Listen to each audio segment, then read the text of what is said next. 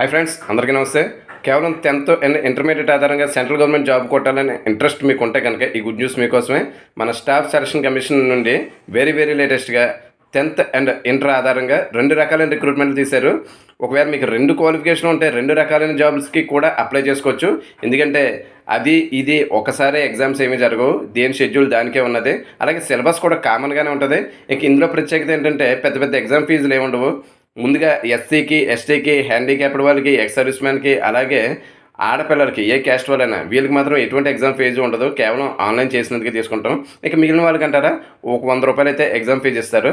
అలాగే అప్లై చేసుకోవడానికి కావాల్సిన డాక్యుమెంట్స్ కూడా కేవలం మీ యొక్క 10th, ఒకవేళ ఇంటర్ బేస్డ్ పెడితే కనుక inter certificate, Aadhaar card, signature ఉంటే సరిపోద్ది. అలాగే ఫోటో విషయం మాత్రం లైవ్ ఫోటో కాబట్టి మన నేచర్ కంప్యూటర్ సైడ్ నేరుగా వస్తే మేము లైవ్లో ఫోటో తీసి అప్లై చేస్తున్నాము. ఇక అసలు జాబ్స్ విషయానికి వస్తే 10th base jobs MTS and havaldar. MTS and havaldar రెండు రకాలైన జాబ్స్, కానీ ఎగ్జామ్ మాత్రం కామన్గా ఒకటే ఉంటుంది. ఎంటీఎస్ అంటే మల్టీటాస్క్ స్టాఫ్, హవాల్దార్ అంటే కస్టమ్స్ డిపార్ట్మెంట్లో ఉంటుంది ఈ జాబ్ అనేది.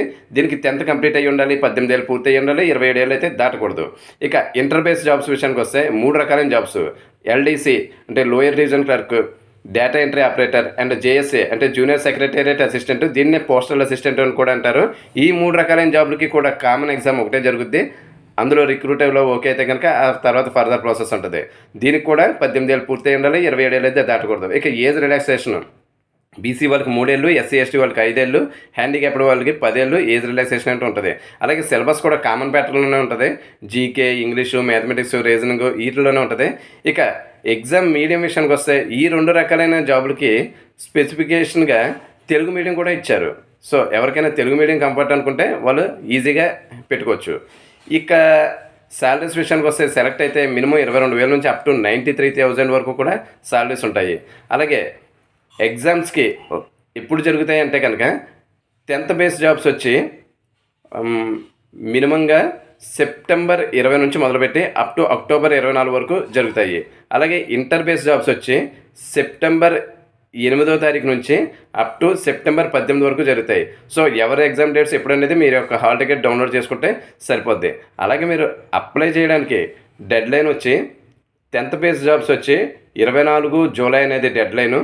అలాగే ఇంటర్ బేస్ జాబ్స్ వచ్చి 18 జూలై అనేది డెడ్ లైను. ఈ ఎంటైర్ ప్రాసెస్ మన నేచర్ కంప్యూటర్స్ ఏదైతే చేస్తున్నామో ఈ టాపిక్స్లో మీకు ఏమైనా డౌట్స్ ఉంటే కింద కామెంట్స్లో అడగండి. సమాచారం అందరికీ ఉపయోగపడుతుంది అనుకుంటే మాత్రం తప్పనిసరిగా మన గ్రూపుల్లో షేర్ చేయండి, ఫ్రెండ్స్కి షేర్ చేయండి. ఇలాంటి లేటెస్ట్ అండ్ యూజ్ఫుల్ అప్డేట్స్ ఆటోమేటిక్గా రావాలంటే మాత్రం మన ఛానల్కి జస్ట్ సబ్స్క్రైబ్ అవ్వండి, మమ్మల్ని ఎంకరేజ్ చేయండి. Thank you, love you all.